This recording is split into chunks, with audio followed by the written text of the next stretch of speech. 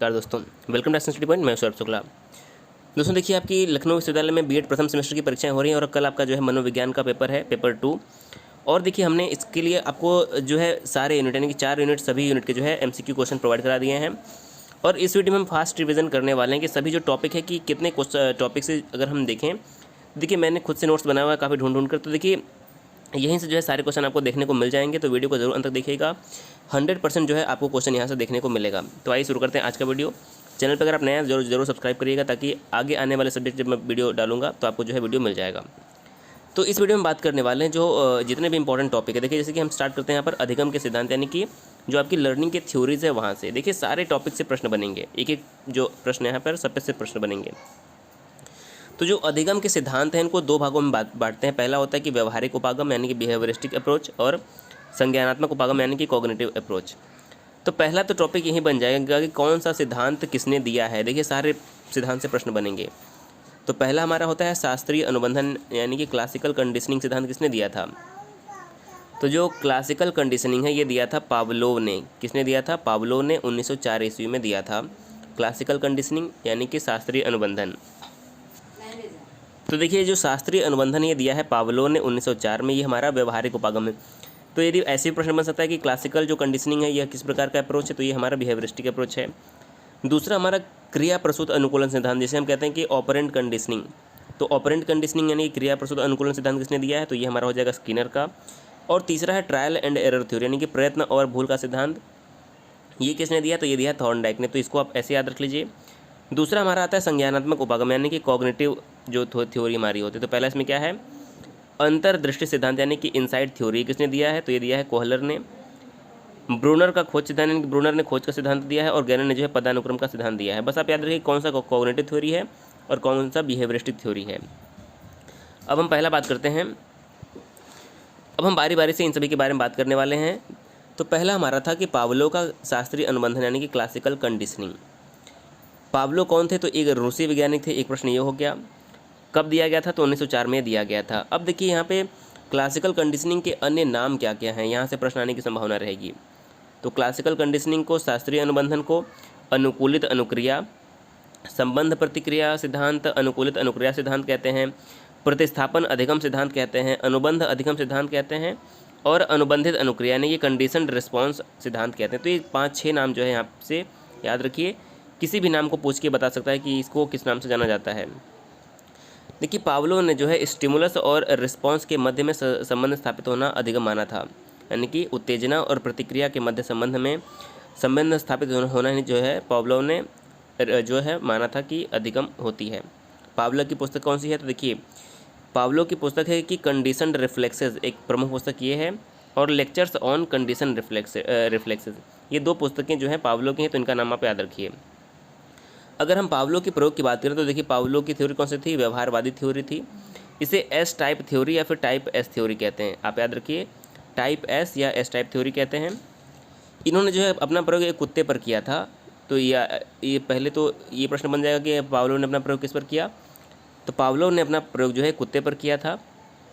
जो लार टपकना था कुत्ते के मुँह से वो रिस्पॉन्स थी, और भोजन जो था क्या था, स्टिमुलस था। पहले घंटी बजाकर भोजन दिया गया और फिर बाद में जो है बिना घंटी बजाए भोजन दिया गया। तो ये बात जो है आपने पढ़ा होगा, यहाँ से प्रश्न बन जाएगा। दूसरा हमारा आता है कि क्रिया प्रसूत अनुकूलन सिद्धांत यानी कि ऑपरेंट कंडीशनिंग, जो कि स्किनर ने दिया था। स्किनर अमेरिकी विचारक थे, एक प्रश्न ये बन गया। और इन्होंने 1938 में ये सिद्धांत दिया था। इसे टाइप आर थ्योरी कहते हैं, क्योंकि यह रिस्पॉन्स पर बेस है। किसे? टाइप आर थ्योरी के नाम से जाना जाता है। उस प्रतिक्रिया का चयन करना जो पुनर्बलन को उत्पन्न करने में साधन का कार्य करती है। किसी अनुक्रिया के करने में सकारात्मक एवं संतोषजनक परिणाम मिलते हैं तो प्राणी वह क्रिया जो है बार बार दोहराता है, यह इस सिद्धांत के अंतर्गत आता है। और बात करें कि स्किनर ने किस पर प्रयोग किया था, तो स्किनर ने कबूतर और सफ़ेद चूहे पर प्रयोग किया था। देखिए आप ये नाम याद रखिए, स्किनर ने कबूतर और फिर सफ़ेद चूहे पर प्रयोग किया था। ये बस 2 पॉइंट आप याद रखना है। तीसरा है प्रयत्न और भूल यानी कि ट्रायल एंड एरर का थ्योरी, ये किसने दिया है, तो ट्रायल एंड एरर थ्योरी दिया है थॉर्नडाइक ने। इसे एस आर बॉन्ड थ्योरी भी कहते हैं। देखिए मोस्ट इंपॉर्टेंट क्या कहते हैं, एस आर बॉन्ड थ्योरी कहते हैं ट्रायल एंड एरर थ्योरी को, क्योंकि थॉर्नडाइक ने माना था कि स्टिमुलस और रिस्पॉन्स में जो है बॉन्ड बनना ही जो है बनता है, तभी अधिगम हो पाता है। इनकी एक प्रसिद्ध पुस्तक है कि एनिमल इंटेलिजेंसी में ही इन्होंने जो है ट्रायल एंड एरर थ्योरी के बारे में बताया, जो कि 1898 में आया। ट्रायल एंड एरर थ्योरी को संबंधवाद भी कहा जाता है, तो ये याद रखिए कि संबंधवाद किसे कहा जाता है, तो ट्रायल एंड एरर थ्योरी को ही संबंधवाद, यानी कि स्टिमुलस और रिस्पॉन्स में संबंध जो है बनता है। इन्होंने भूखी बिल्ली पर जो है अपना प्रयोग किया था। पावलोव ने कुत्ते पर किया था, स्किनर ने कबूतर और सफ़ेद चूहे पर किया था, और थॉर्नडाइक ने बिल्ली पर किया था। अगला हमारा आता है कॉग्निटिव थ्योरी, यानी कि संज्ञानात्मक उपागम। इसमें हमारा पहला क्या है, कोहलर का अंतर्दृष्टि सिद्धांत, यानी कि इनसाइट थ्योरी। तो इनसाइट थ्योरी किसका है, ये कोहलर का है, ये गेस्टाल्ट का सिद्धांत कहते हैं इसे। इन्होंने 1925 में जो है ये थ्योरी दी थी। अगर हम गेस्टाल्टवादियों की बात करें तो इसमें से कोहलर, वर्देमियर, काफ्का और लेविन जो हैं प्रमुख गेस्टाल्टवादी होते हैं। गेस्टाल्टवादी जो है किसी वस्तु को समग्र रूप में देखते हैं। कोहलर का प्रयोग क्या था, तो कोहलर ने जो है सुल्तान नामक चिंपांजी पर एक प्रयोग किया था। किस पर किया था, सुल्तान नामक चिंपांजी को एक अकेले कमरे में बंद कर दिया था और पंखे से जो है केले को लटका दिया था। बाद में जो है वह किसी भी बक्से को जो है रख कर उस पर चढ़कर जो है केले को खा लेता है। तो ये हमारा था कोहलर का सिद्धांत, यानी कि इनका कहना था कि सूझ जो है अचानक से ही दिमाग में उत्पन्न होती है और जो है हम अपना काम कर लेते हैं। तो इन्होंने सुल्तान नामक चिंपैंजी पर किया था। इसे अधिगम का चिन्ह पूर्णाकार सिद्धांत या फिर साइन गेस्टाल्ट जो है कहते हैं। तो जो अधिगम का चिन्ह पूर्णाकार सिद्धांत है वो चेस टॉलमैन ने दिया था, इससे भी आप याद रखिए। अगला है ब्रूनर का खोज सिद्धांत, जो कि 1956 में आया था। इसे कहते हैं डिस्कवरी थ्योरी। ब्रूनर ने 1960 में शिक्षा की प्रक्रिया नामक पुस्तक लिखी थी। क्या लिखी थी, शिक्षा की प्रक्रिया नामक पुस्तक लिखी थी। और 1967 में खोज के सिद्धांत को रेखांकित किया था ब्रूनर ने। पद अनुक्रम सिद्धांत किसने दिया था, तो पद अनुक्रम सिद्धांत जो है गैने ने दिया था। ये भी हमारी गेस्टाल्ट थ्योरी है, कॉग्निटिव थ्योरी है। गैने की एक प्रसिद्ध पुस्तक का नाम है कंडीशंस ऑफ लर्निंग, इसे याद रखिए, कंडीशंस ऑफ लर्निंग। और इन्होंने जो है सीखने की 8 दशाओं के बारे में बताया था। 2 पुस्तक का और नाम याद रख लीजिए, थ्योरी ऑफ लर्निंग ये हिलगार्ड की पुस्तक है, द बिहेवियर ऑफ ऑर्गेनिज्म ये जो है स्किनर की पुस्तक है। पुस्तकों से प्रश्न जरूर बनते हैं। अब हम बात करते हैं बुद्धि के सिद्धांत की। देखिए बुद्धि के सिद्धांत से 100% आपका हर एक पॉइंट से प्रश्न बनेगा और हर पॉइंट से प्रश्न आएगा। तो पहला तो यही प्रश्न बनेगा कि बुद्धि के सिद्धांत का जो है एक कारक सिद्धांत यानी कि 1 फैक्टर थ्योरी किसने दिया था, तो एक कारक सिद्धांत जो है बीने ने दिया था। द्विकारक सिद्धांत किसने दिया था, द्विकारक में आपका एस फैक्टर होता है, एक होता है एस फैक्टर, एक होता है जी फैक्टर, यानी कि जो 2 फैक्टर थ्योरी किसने दी थी, तो ये दिया था स्पीयरमैन ने।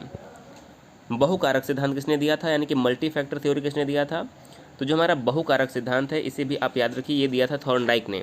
किसने दिया था, बहुकारक सिद्धांत दिया था थॉर्नडाइक ने। इनका नाम यहाँ पर मोस्ट इंपॉर्टेंट आपके लिए हो जाएगा। तो एक कारक बीने ने, द्विकारक स्पीयरमैन ने, बहुकारक थॉर्नडाइक ने, और जो समूह कारक है वो दिया था थर्स्टन ने। इसके अलावा जो त्रिआयाम या फिर एसआई मॉडल है वो दिया था गिलफोर्ड ने। और इसके अलावा जो बहुबुद्धि सिद्धांत है वो किसने दिया था, तो बहुबुद्धि सिद्धांत गार्डनर ने दिया था। एक एक टॉपिक से जो है आपके प्रश्न बनेंगे। तो एक कारक सिद्धांत बीने ने दिया था, इसका नाम याद रखिए। द्विकारक सिद्धांत स्पीयर ने दिया था। 2 फैक्टर थ्योरी इन्होंने बताया था कि प्रत्येक व्यक्ति में एक स्पेसिफिक फैक्टर और एक जो है जनरल फैक्टर होता है, यानी कि सामान्य कारक और विशिष्ट तत्व कारक होता है। स्पीयरमैन ने 1904 में सिद्धांत दिया था। 1927 में बुद्धि के 2 कारकों का उल्लेख किया था कि सामान्य कारक और विशिष्ट कारक, ये 2 फैक्टर इन्होंने बताया था। अगर हम बात करें व्यक्तित्व यानी कि पर्सनैलिटी की, तो पर्सनैलिटी से हम कुछ इंपॉर्टेंट क्वेश्चन देख लेते हैं कि पर्सनैलिटी से कौन कौन से क्वेश्चन आने की संभावना रहेगी। तो देखिए पर्सनैलिटी जो है एक लैटिन वर्ड पर्सोना से बना हुआ है। किससे बना हुआ है, लैटिन वर्ड पर्सोना से बना हुआ है, जिसका अर्थ होता है नकाब। तो एक प्रश्न ये बन गया कि व्यक्तित्व शब्द लैटिन के पर्सोना से बना है, जिसका अर्थ होता है नकाब। एक यहाँ पर कथन है कि व्यक्तित्व जन्मजात और अर्जित प्रवृत्तियों का योग है। कथन किसका है, तो ये कथन है वैलेंटाइन का। व्यक्तित्व जन्मजात और अर्जित प्रवृत्तियों का योग है। एक इम्पॉर्टेंट कथन और है कि व्यक्तित्व गुणों का समन्वित रूप है। ये कथन किसका है, तो गिलफोर्ड का है। समन्वित गुणों का समन्वित रूप है। तो ग से गिलफोर्ड और ग से गुणों, आप इसको मिला लीजिएगा। अगला एक कथन और है कि व्यक्ति के व्यवहार की समग्र विशेषता ही व्यक्तित्व है। तो व्यवहार की समग्र विशेषता ही व्यक्तित्व, ये कहा था वुडवर्थ ने। अब बात करते हैं व्यक्तित्व के उपागम। तो एक प्रश्न यहाँ से ऐसे बनेगा कि व्यक्तित्व का सील गुण सिद्धांत किसने दिया है, व्यक्तित्व का सील गुण सिद्धांत किसने दिया है, तो ये हमारे क्या हो जाएंगे, सील गुण सिद्धांत जो है ऑलपोर्ट और कैटल ने दिया है। तो ऑप्शन में जिसका नाम होगा वो सही हो जाएगा। और ऑलपोर्ट ने जो है सील गुणों की संख्या 12 बताई है। ऑलपोर्ट के अनुसार सील गुणों की संख्या 12 है। व्यक्तित्व को वर्गीकृत करने का जो प्रथम प्रयास किसने किया था? तो व्यक्तित्व को वर्गीकृत करने का प्रथम प्रयास हिप्पोक्रेट्स ने किया था। और हम बात करें प्रकार सिद्धांत किसने दिया था, तो प्रकार सिद्धांत के जो प्रतिपादक थे वो हिप्पोक्रेट्स, गेलेन, क्रेस्मर ने, और सेल्डन ने जो है शरीर की शारीरिक सेल्डन का इन्होंने शारीरिक सिद्धांत दिया था सेल्डन ने। हिप्पोक्रेट ने क्या किया था? देखिए, हिप्पोक्रेट ने प्रकार सिद्धांत का प्रतिपादन किया था। हिप्पोक्रेट ने प्रकार सिद्धांत का प्रतिपादन किया था और उनकी एक प्रसिद्ध पुस्तक का नाम क्या है? मनुष्य की प्रकृति। हिप्पोक्रेट्स ने बताया था कि मनुष्य के शरीर में 4 प्रकार के द्रव्य पाए जाते हैं और उसी के कारण व्यक्ति का जो है स्वभाव का निर्माण होता है। तो हिप्पोक्रेट्स के अनुसार जो 4 ये द्रव्य कौन कौन से हैं? ये पीला पित्त है, तो जिसके शरीर में पीले पित्त की अधिकता होती है वो क्रोधी स्वभाव का और गुस्सैल होता है। जिसमें काले पित्त की अधिकता होती है वह अवसाद ग्रस्त या फिर निराशावादी रहता है। जिसमें रक्त पित्त की अधिकता होती है वो उत्साहवादी और आशावादी होता है। और जिसमें कफ पित्त की अधिकता होती है वो शांत, भावशून्य और विरक्त होता है। तो 4 इसमें कौन कौन से हो गए? पीला पित्त, काला पित्त, रक्त पित्त और कफ। इन 4 के आधार पर जो है हिप्पोक्रेट्स ने व्यक्तित्व का विभाजन किया है। शारीरिक गुणों के आधार पर बात करें तो शारीरिक गुणों के आधार पर जो है सेल्डन और क्रेस्मर ने वर्गीकरण किया है व्यक्तित्व का। तो क्रेस्मर के अनुसार इन्होंने जो है 4 प्रकार के जो है व्यक्तित्व को जो है बताया है। पहला है तुंदिल प्रकार, जिसमें व्यक्ति सामाजिक होता है, साहसी, हष्टपुष्ट होता है। कृषकाय प्रकार की बात करें तो व्यक्ति जो है चिड़चिड़ा और गैर सामाजिक होता है। पुष्टकाय में इसमें समायोजन की क्षमता अधिक होती है, साहसी और निर्भीक होता है। और मिश्रकाय में जो है उपरोक्त के तीनों लक्षण मिलते हैं। तो तुंदिल प्रकार, कृषकाय प्रकार, पुष्टकाय प्रकार और मिश्रकाय प्रकार जो है क्रेस्मर का वर्गीकरण है। चारों का आप नाम याद रखिएगा। और हम बात करें सेल्डन का वर्गीकरण, तो इन्होंने जो है सेल्डन के वर्गीकरण को सोमेटोटाइप कहा जाता है। इन्होंने गोलाकार, आयताकार और लंबाकार 3 प्रकार के जो है व्यक्तियों की बात की थी। अगर हम युंग के वर्गीकरण की बात करें तो इन्होंने भी जो है व्यक्तित्व के 3 प्रकार माने हैं: बहिर्मुखी, अंतर्मुखी, उभयमुखी। बहिर्मुखी का मतलब हमारा हो गया एक्सट्रोवर्ट, अंतर्मुखी इंट्रोवर्ट, उभयमुखी मतलब एम्बीवर्ट।